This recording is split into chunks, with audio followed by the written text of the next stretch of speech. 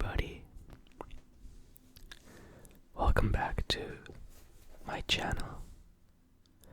Welcome back to Magic ASMR. I hope you all had a very relaxing Thanksgiving. I'm from Canada, so our Thanksgiving was already in October time. And but what we do have is the Black Friday sales, like many of you do in the States. And I think our deals here in Canada aren't as good as yours.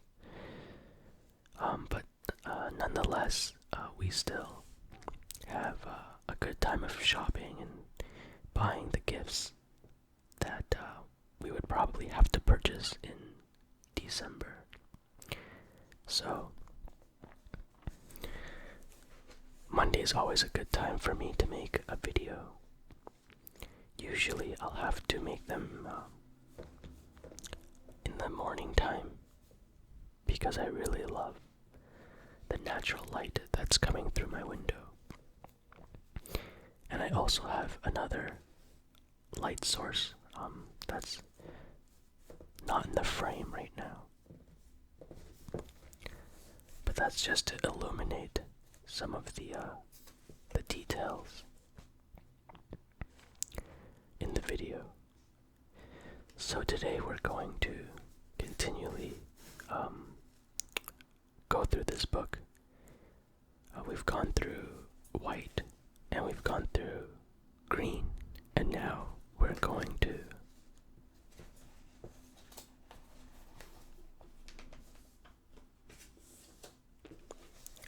go into red.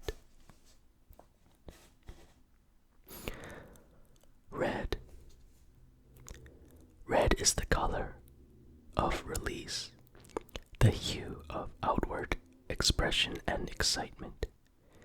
It is hard to be indifferent about red. It may be loved or feared, but it is seldom disregarded. It is characterized as aggressive, vigorous, and given to impulse and mood.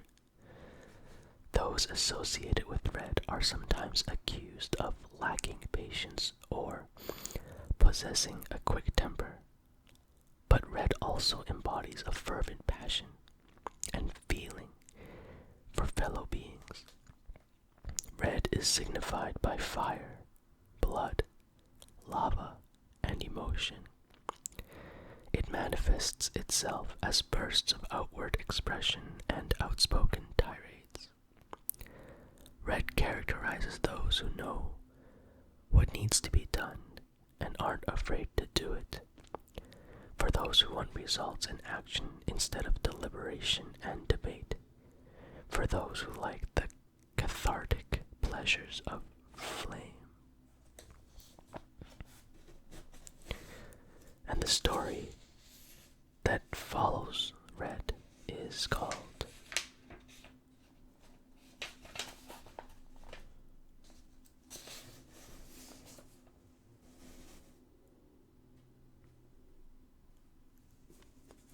Goblinology by Francis LeBaron.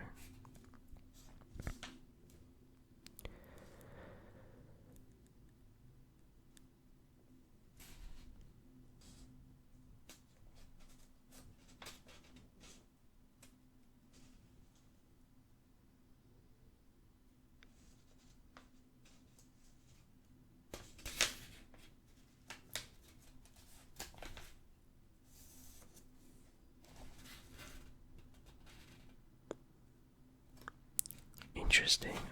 I think it's done in a very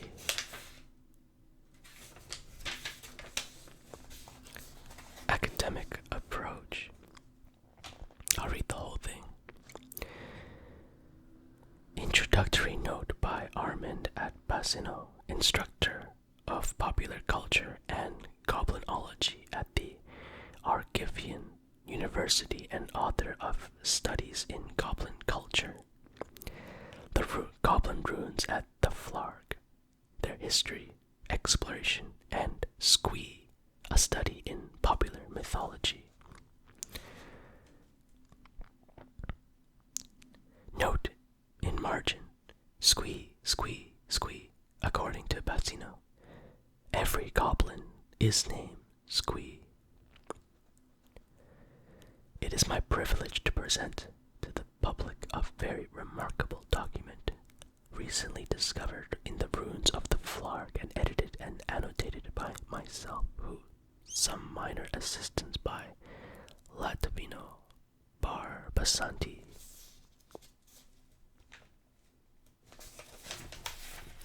Who unfortunately departed from the university before the project could be completed. I may add that I regard this task as the crowning achievement of my extensive work on the history and development of Goblin culture, and that the document confirms the conclusions to which I, in the face of opposition from so many of my colleagues, had already come. Note in margin a silly, self-satisfied conclusion by an overblown windbag.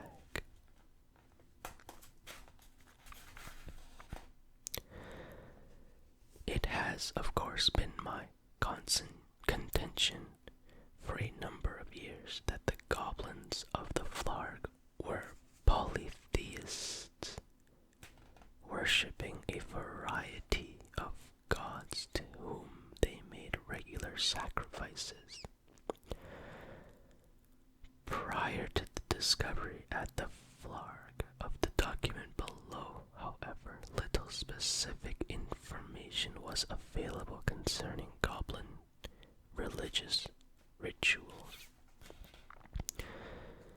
Thanks to my work on this document, combined with the extensive body of writing I have bequeathed to the learned community as my legacy, future historians and goblinologists will have little trouble in filling in the gaps along the trail I may have already blazed. In point of fact, I had already developed the theory of goblin religion in my well-known and, if I may say so, remarkable book, The Apostles of Squee, Deconstructing Goblin Religious Discourse and Perception in the Age of the Great Cold. Note in margin, well known indeed, the book was remaindered within 30 days, and housewives all over Terracer used it as a doorstep. The only thing remarkable about the book was the fact that R. Bassino managed to spread his lunatic theory over 2,000 pages. In fact, R. Bassino was almost fired from his position while presenting a copy to the Chancellor. He dropped it and broke the poor man's ankle. The Chancellor spent 2 weeks in bed, and R. Bassino made the rounds of faculty parties in Archive, explaining that the university official had been struck by the weight of his arguments. It is not out of place here to briefly summarize this theory. Note in margin, the gods preserve us.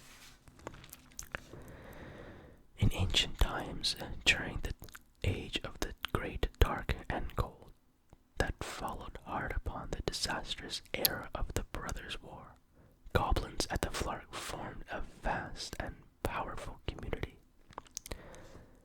It is clear from the extensive ruins at Flarg that they were a politically influential race, deep in learning, strong in arms, universally respected throughout much of Dominaria.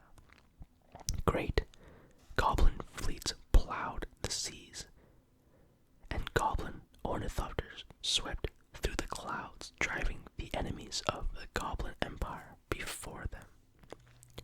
Note in margin, here we go again.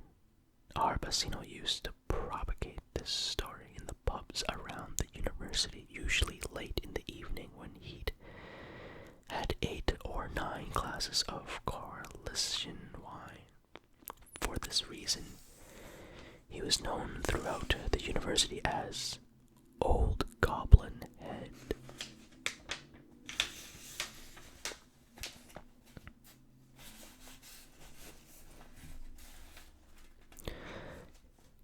In this age, a cult grew up among the goblins centered on the worship of a deity known as Squee. This fact accounts for the extensive use of this name as a name among the goblins of the Flarg, and indeed in the goblin communities through the rest of Dominaria. The cult of Squee was celebrated in various rituals where they were clearly extremely sacred to the goblins, though they are perhaps beyond our understanding today. Now, in the following document, I have the clues that allow me, drawing on a store of knowledge accumulated over a lifetime of study of goblin culture, to unravel the mystery of goblin Squee-based rituals. The document is evidently in the form of a letter written by one high priest of Squee to another, and communicates the essence of the ritual, while leaving some parts of it as mysterious as before. Nonetheless, I have every confidence my persistence and scholarly ability will allow me to unravel this tangle as well, and lay it before my public. Note in margin. In other words, there's no reasonable chance of getting him to shut up in the near future. I will indicate briefly the circumstances attendant upon the discovery of this historic find. While excavating the ruins of the goblin settlement at the Flarg, I came across a wide flat area. Note in the margin, actually, the area was first uncovered by myself and Sarapina Machiv, a graduate student whom Arbacino had talked into working with him for the summer. Until the dig at the Flarg, she spent most of her time trying to make sense of his incoherent notes and ramblings while evading his crude attempts to get her into bed with him. At the time we uncovered the site, Arbacino was sound asleep in his tent. At either end of this area, it was clear that in the distant past post holes that had been inserted, I concluded that such an area, accommodating a large population, could only have been used for religious ceremonies of considerable significance. With this in mind, I looked for evidence to confirm this theory. It was not slow in coming. To one side of the field I found several objects, roughly spheroid, approximately a foot long and slightly pointed at both ends. These had been placed in a box, indicating they must have been very precious to the goblins and thus objects of religious veneration. Also within the box was a crude wooden whistle, several skins used to hold water, or, in light of the obviously religious character of the site, sacred wine, and several garments which, though worn through use and the ages, were recognizable as holy vestments employed only during the most sacred rituals. They bore large numbers on the back and were emblazoned with names, which I translated after considerable difficulty, the meaning of which will become clear through perusing the documents below. In further examination of the field, I discovered more evidence of ritual behavior. Parts were turned up by the fleet of many worshipping goblins, and along the sides were evidences of many spectators. In one place near the edge of the field was a heap of bottles that had at one time probably contained sacred drinks consumed during the ceremonies that were enacted upon the field. Note in margin. You'll notice all the talk about drink.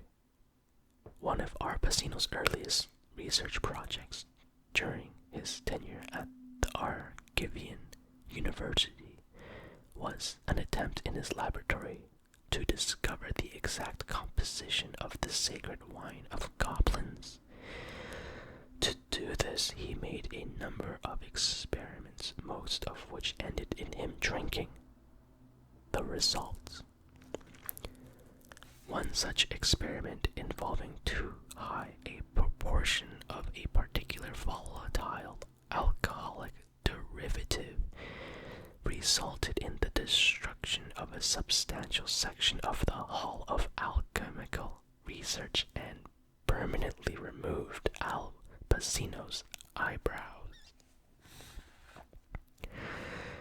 The document reproduced below was found in the remains of one of the dwellings near the field and was probably composed by a high priest.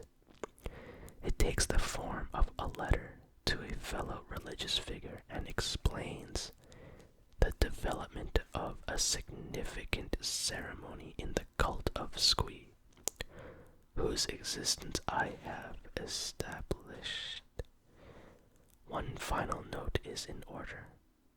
Writing among the goblins seems to have employed spelling and grammatical conventions largely unknown to us, though clearly allowing them a high measure of precise communication.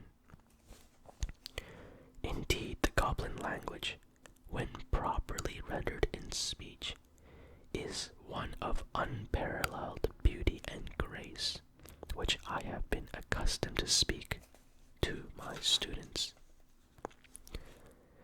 Yes, and the spectacle is enough to attract students carrying rotten fruit and vegetables from all over town.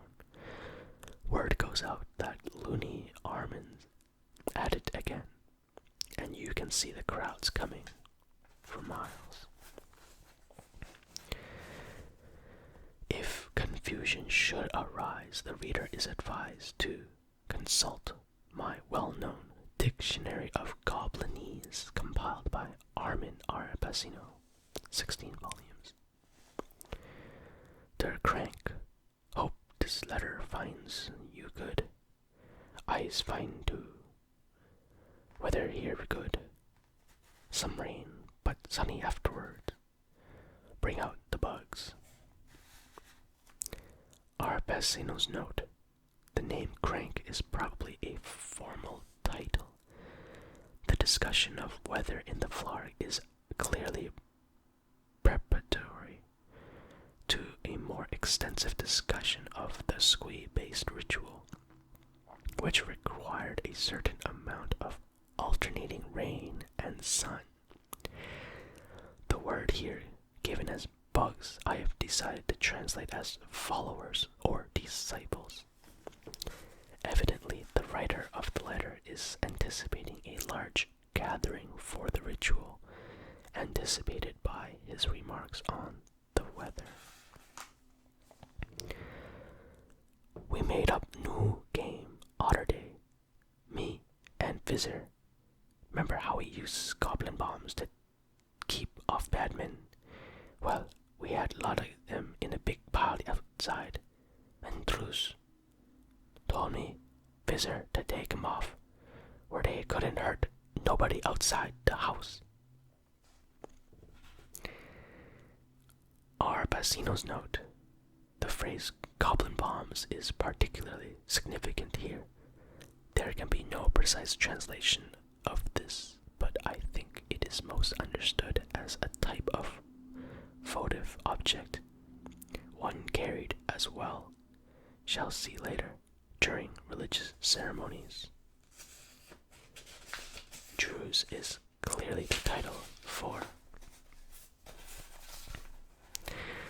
the high priest giving instructions to the visitors, that is, his acolytes. Anyway, we took the bombs to that big flat place outside Squee's house. Our Bassino's notes, his temple. And we was having fun throwing bombs to each other, trying to catch him when Squee came out of his house and yelled at us that we making too much noise and he can't sleep.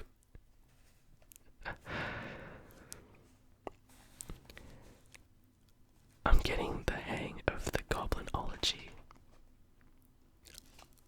I think it's trying to be an academic look at the goblins, but they're getting it all wrong. The goblins are a very simple-minded creatures. And I think when they throw the bombs, well, it's really the bombs. I'm just gonna stop here for now, and we'll maybe continue the story later. You guys have a wonderful day, and thank you